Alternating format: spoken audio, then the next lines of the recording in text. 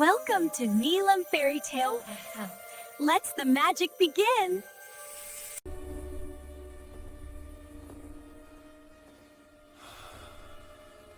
बहुत पुरानी बात है।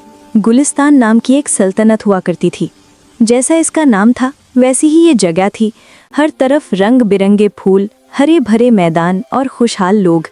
गुलिस्तान का बादशाह सुल्तान असफर बहुत रहमदिल और अच्छा इंसान था, लेकिन इतनी दौलत और शोहरत होने के बावजूद सुल्तान के चेहरे पर हमेशा एक उदासी रहती थी।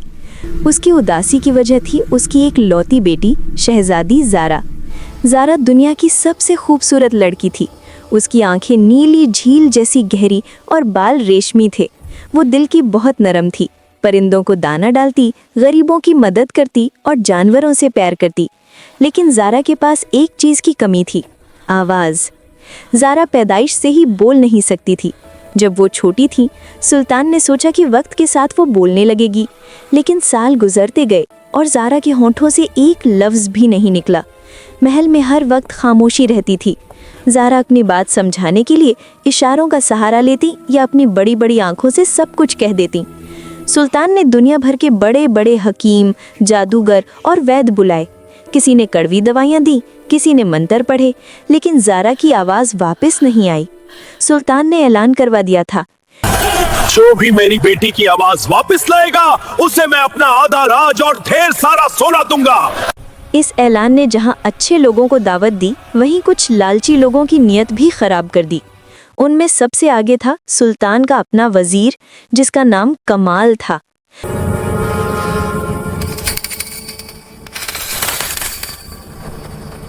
वजीर कमाल जाहिर में तो बादशाह का वफादार था, लेकिन अंदर से वो इंतहाई मक्कार और लालची था। वो चाहता था कि सुल्तान के बाद राज उसे मिले, लेकिन ज़ारा के होते हुए ये नामुमकिन था। जब सुल्तान ने आधा राज देने का ऐलान किया तो कमाल के दिमाग में खौफनाक प्लान आया। वो सोचता था कि अगर मैं किसी तरह ज़ारा का इलाज करने का ढोंग करूं या फिर उसे रास्ते से ही हटा दूं तो ये पूरी सल्तनत मेरी होगी। कमाल अक्सर ज़ारा को डराता रहता था। जब सुल्तान आसपास नहीं होता था, वो ज़ारा से कहता, तुम एक बोझ हो इस सल्तनत पर। एक गूंगी शहजादी कभी रानी नहीं बन सकती। ज़ारा ये सुनकर रोने लगती, लेकिन वो किसी से शिकायत भी नहीं कर सकती थी क्योंकि वो बोल ही नहीं सकती थी। एक रात ज़ारा का दम महल में घुटने लगा। वजीर की कड़वी बातें उसके कानों में गूंज रही थीं। वो शांति पाने के लिए चुपके से अपने कमरे की खिड़की से निकली और शाही बाग होते हुए मना किया हुआ जंगल, फॉरबिडन फॉरेस्ट की तरफ निकल गई। लोग कहते थे कि उस जंगल में भूत और मॉन्स्टर्स रहते हैं, लेकिन ज़ारा को जानवरों और नेचर से डर नहीं लगता था। जंगल में गहरी खामोशी थी, सिर्फ झिंगुर की आवाज़ें आ रही थी। चलते चलते ज़ारा जंगल के बीच में पहुंची। वहां उसने एक अजीब मंजर देखा। एक बहुत पुराना और विशाल दरख्त था जो बिल्कुल सूख चुका था। उसके पत्ते झड़ चुके थे और वो काला पड़ गया था। लेकिन सबसे दर्दनाक बात ये थी कि उस दरख्त के तने में किसी ने एक बड़ी सी कुल्हाड़ी मार रखी थी। ऐसा लग रहा था जैसे वो दरख्त दर्द में है। ज़ारा को महसूस हुआ जैसे दरख्त रो रहा है। हालांकि ज़ारा खुद बोल नहीं सकती थी, लेकिन वो दूसरों का दर्द बखूबी समझती थी। बिना अपनी जान की परवाह किए ज़ारा उस दरख्त के पास गई। उसने अपने नरम हाथों से उस भारी कुल्हाड़ी को खींचकर निकालने की कोशिश की। कुल्हाड़ी बहुत अंदर तक धंसी हुई थी। ज़ारा के हाथों में छाले पड़ गए, खून निकलने लगा, लेकिन उसने हिम्मत नहीं हारी। आखिरकार पूरी ताकत लगाकर उसने वो कुल्हाड़ी निकाल दी। फिर उसने अपनी चुन्नी फाड़ी और दरख्त के जख्म पर बांध दी। उसने पास बहते हुए चश्मे से पानी लाया और दरख्त की जड़ों में डाला। ज़ारा थककर वहीं दरख्त की जड़ों में सर रखकर लेट गई और दिल ही दिल में दुआ की कि काश मैं तुम्हारा दर्द कम कर सकती। जैसे ही ज़ारा का आंसू दरख्त की जड़ पर गिरा, ज़मीन हिलने लगी। अचानक उस सूखे हुए दरख्त में से हरे रंग की रोशनी निकलने लगी। देखते ही देखते सूखी हुई टहनियाँ हरी होने लगी, लेकिन ये आम पत्ते नहीं थे। ज़ारा हैरान रह गई। दरख्त पर जो नए पत्ते आ रहे थे वो सोने के थे। पूरा दरख्त जगमगाने लगा। अंधेरी रात में वो दरख्त सूरज की तरह चमक रहा था। और फिर उस दरख्त ने कुछ ऐसा किया जो किसी ने कभी नहीं सुना था। हवा चलने पर उसके सुनहरे पत्ते आपस में टकराए और उनसे संगीत निकलने लगा। वो कोई आम शोर नहीं था, बल्कि एक सुरीली धुन थी जो सीधा दिल में उतर जाती थी। दरख्त की एक शाख नीचा झुकी और ज़ारा के सर पर प्यार से हाथ फेरा। ज़ारा समझ गई कि ये दरख्त जिंदा है और उसका शुक्रिया अदा कर रहा है। उस रात ज़ारा वापस महल आ गई, लेकिन अब उसके पास एक राज था, एक जादुई दोस्त। ज़ारा हर रोज़ चुपके से जंगल जाती, वो दरख्त के पास बैठती और दरख्त उसके लिए गुनगुनाता। उस संगीत से ज़ारा को सुकून मिलता था। दरख्त ने ज़ारा को तोहफे में एक सुनहरा पत्ता दिया जो हमेशा चमकता रहता था।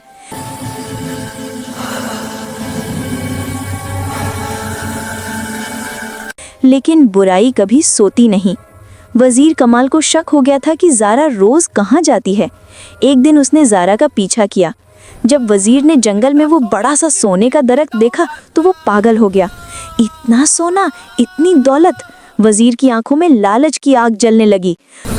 अगर मैं इस दरख्त को काट कर इसका सोना बेच दूं और इसकी लकड़ी से जादुई हथियार बना लूं तो मैं इस दुनिया का सबसे ताकतवर बादशाह बन जाऊंगा। उसने फौरन प्लान बनाया। इस लड़की को रास्ते से हटाना होगा, वरना ये मुझे दरख्त काटने नहीं देगी। वजीर वापस महल गया और अपने खास सिपाहियों को हुक्म दिया कि ज़ारा को उसके कमरे में कैद कर दिया जाए। उसने सुल्तान को झूठ बोल दिया कि शहजादी बीमार हैं और हकीम ने कहा है कि उन्हें हवा ना लगे, इसलिए दरवाजा बैंड रखना होगा। अगली सुबह वजीर कमाल अपने 50 सिपाहियों के साथ जंगल पहुंच गया। सोने का दरख्त उन्हें देखकर डर गया। उसकी टहनियां कांपने लगी और उसने एक उदास धुन बजानी शुरू कर दी। काटो इसे, मुझे इसका एक एक पत्ता चाहिए। सिपाहियों ने दरख्त पर कुल्हाड़ियां चलानी शुरू कर दी।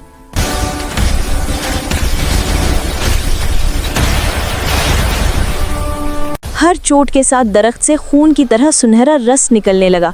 दरख्त दर्द से करह रहा था। महल में ज़ारा अपने कमरे में बंद थी। अचानक उसके पास जो सुनहरा पत्ता था वो काला पड़ने लगा और उससे दर्द भरी आवाज़ आने लगी। ज़ारा समझ गई कि उसका दोस्त मुसीबत में है। ज़ारा ने दरवाज़ा खोलने की कोशिश की मगर वो लॉक था। उसने खिड़की से नीचे देखा, बहुत ऊंचाई थी, लेकिन आज ज़ारा डरने वाली नहीं थी। उसने अपने पर्दे फाड़े, उनकी रस्सी बनाई और अपनी जान जोखिम में डालकर खिड़की से नीचे उतर गई।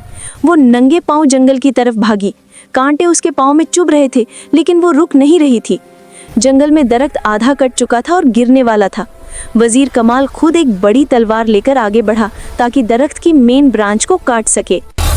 बस एक आखिरी बार और ये सारा सोना मेरा।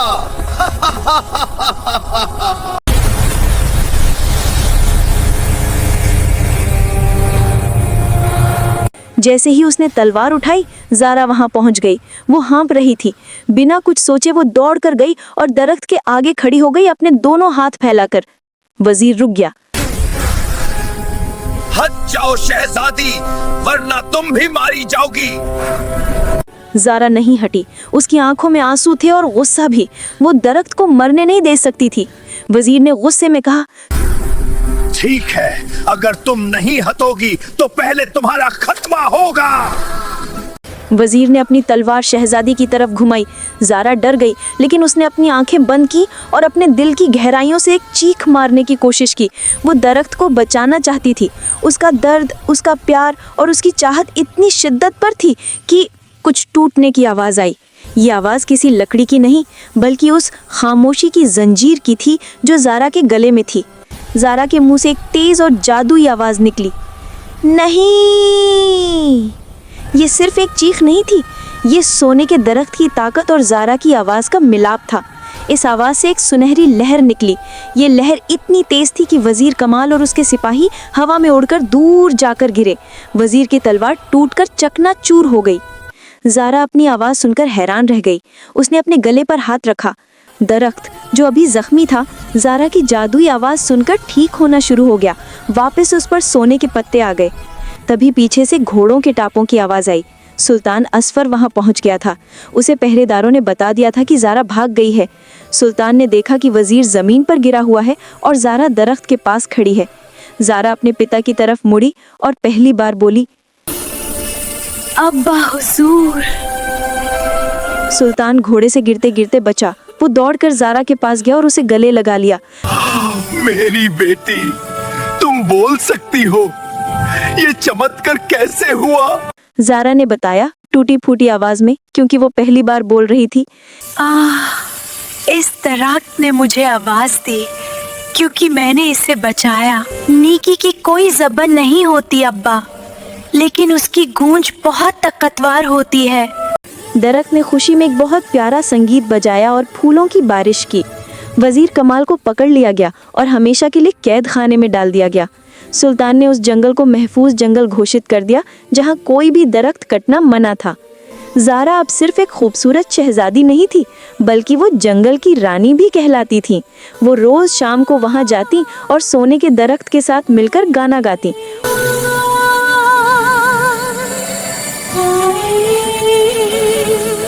उसकी आवाज से पूरे गुलिस्तान में खुशियां फैल गईं। सच्चाई और नेकी की ताकत हर खामोशी को तोड़ सकती है। जब हम बेजुबानों यानी नेचर और एनिमल्स की हिफाजत करते हैं तो कुदरत हमारी हिफाजत करती है। Please like, share and subscribe and hit the bell icon for more magical stories.